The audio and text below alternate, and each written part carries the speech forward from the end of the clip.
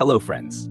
Let's say you're the ruler of a massive empire that's already teetering on the edge of collapse.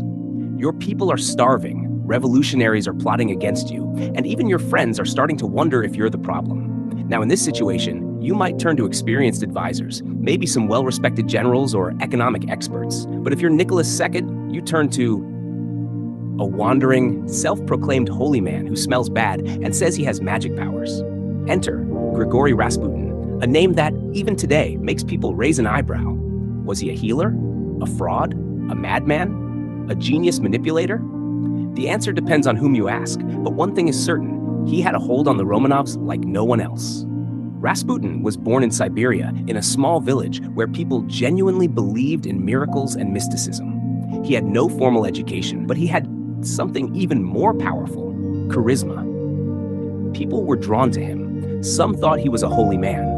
Others thought he was just really good at pretending to be one. Either way, by the early 1900s, he had made his way to St. Petersburg, where he caught the attention of the most powerful family in Russia. Why? Because of Alexei, the young heir to the throne. The Romanovs had a secret. Alexei suffered from hemophilia, a disease that made even a small cut potentially fatal. His mother, Tsarina Alexandra, was desperate to find a cure, and somehow, Rasputin convinced her that he could heal the boy.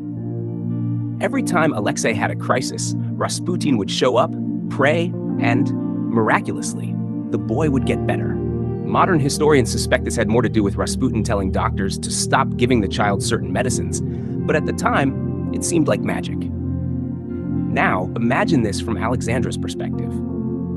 This wasn't just a weird Siberian monk anymore. This was the man keeping her son alive. And once you believe someone has saved your child, you trust them completely.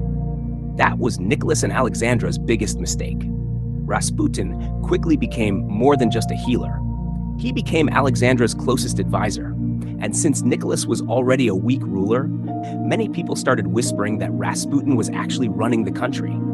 To make things worse, Rasputin had a reputation for, let's say, enjoying life.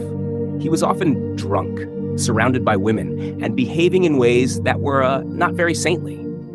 The Russian nobility hated him. They saw him as an embarrassment, a symbol of how out of touch the royal family had become. Even those who supported the monarchy began to think, if the Tsar is letting this guy control the country, maybe we need a new Tsar.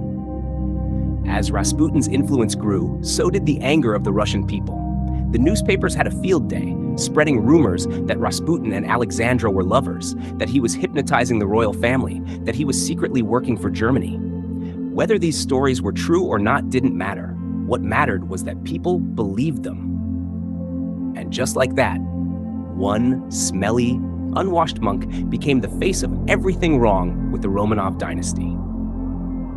But here's the thing: Rasputin wasn't done yet.